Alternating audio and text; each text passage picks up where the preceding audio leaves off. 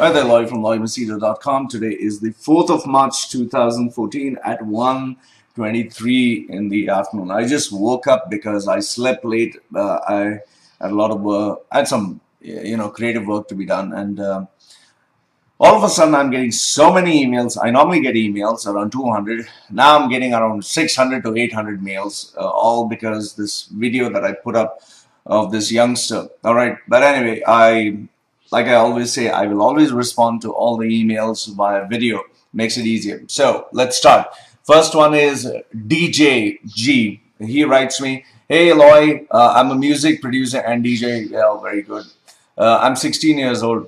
Okay, now that says. But my mom and dad told me they will kick me out of the house if I take this as a career. Well, the reason why they're saying that is because your mom and dad are not into music. They do not know what is DJing. All DJing looks like is you go to clubs, you play music, you earn some little money. It doesn't actually look like a career, so that is why they're scared for you and that is why they're threatening you. I love music and DJing. I'm also a good producer too. What should I do? Now, there are a lot of things which I like. I like girls. Okay, that doesn't mean I start chasing them. I like, what do I like? I liked football. I liked rugby. I like bodybuilding. I like...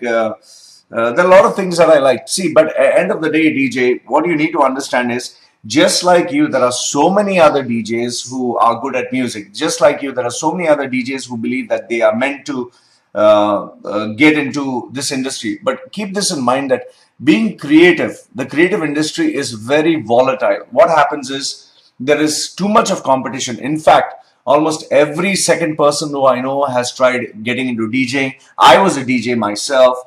I worked as a DJ for almost, I think, 11 years or so. But then I gave it up. I gave it up because the money is crap.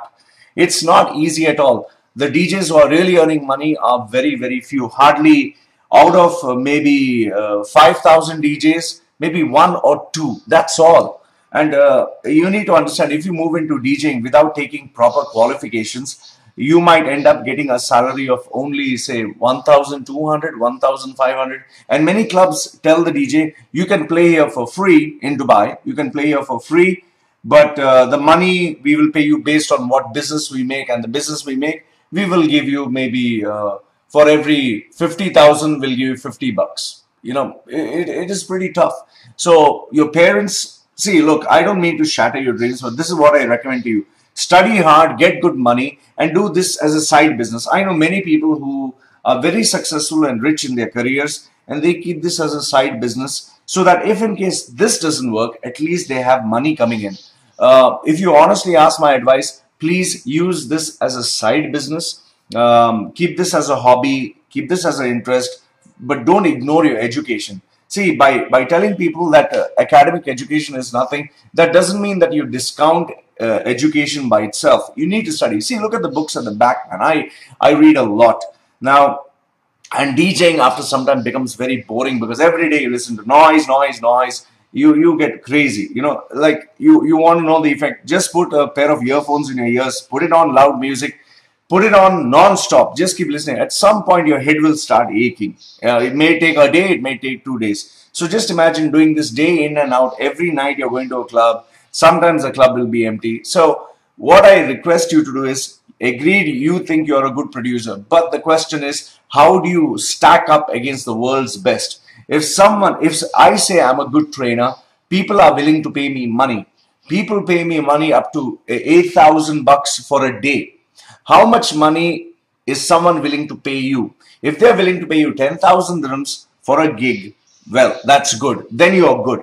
If they are not willing to pay you that kind of money, then I really think you should keep this as a side business, not as mainstream. Keep your vision alive. Be dedicated to music, but don't give it up. And please don't ignore your education. Your mom and dad are saying this only out of fear. And remember this, DJs don't get any respect. When you go to a club, hey DJ, how are you doing and all that, that's about it. Get lost. You know, nobody cares about it. Okay. So the guy is just there to play a music. Even RJs, there's nothing very great about it. So what I'd suggest is, be smart, get yourself a good education, get yourself a good job, do this as a side business, don't give it up. And then if you're really good, you become the world's best, jump into it full time.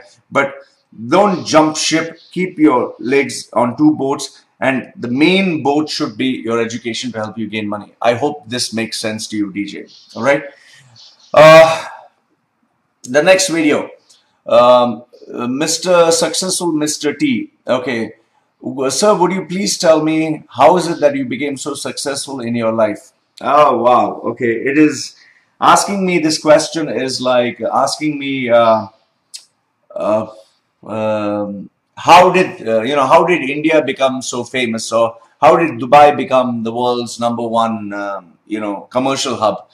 Uh, there are a lot of factors. There are a lot of factors. But if I could give you five, if I could just give you five, my dear, it would be this. The first one is, first, you need to find out what you're passionate about. Find out what you're passionate about. Find out what you're good at naturally. In my case, I was naturally good at public speaking. I was naturally good at talking. I was naturally good at guiding others. So I took this as a passion. The second thing is, you need to do a lot of research. You can see the books at the back. I do a lot of research. I spend up to $12,500 on books, reading, studying, learning. Okay. Every day I'm reading, studying, and learning. In fact, and my MP3, I don't know, where's my MP3 player? In my MP3 player, there's only educational programs. I wish I could show you. I think it's here. In my MP3 player, this is my gym bag. Okay, this is my gym bag, and I don't know if my MP3 player is here. But, yeah, here. This is my MP3 player. Okay. Let me just show you so you can see it. Okay. Can you see? I don't know if you can see. See, can you see this? Okay. It's only educational stuff. I don't listen to music because my time is very important. So the second one is reading and research. Third one is you need to spend time on a given hobby or interest. I spend up to 8 hours a day studying, reading. I got a call. Just let me take this. Hello. Hello. Yes.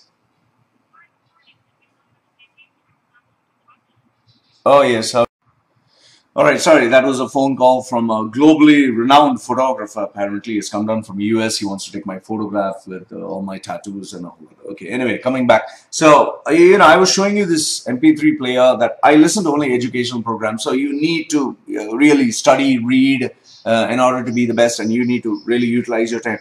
The next point, I don't know, point number, I think it's 4, 3. Okay, whatever.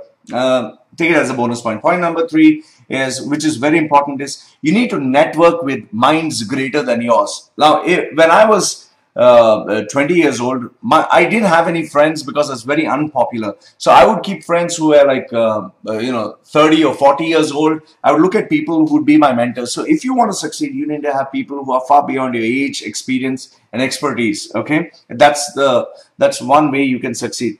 Point number 4, which you need to keep in mind, is you need to be experienced in your art. So that takes time, that takes experience. You cannot be good overnight. You have to keep practicing, you have to keep doing, and you have to keep being the best. And last but not the least, man, is be prepared to fail, because there's always a chance that you can fail. Okay, there's always a chance. So don't expect success by doing what you want. Now, for example, I moved into DJing.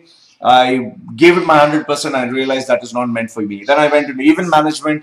I gave it my 100%. I realized that was not for me. So it's a process of self-discovering until you find out what really works for you. So it's never like just because you move into cricketing, you'll be successful as a cricketer and you'll make it. So, they say try till you succeed. I say that's hogwash. That's stupid.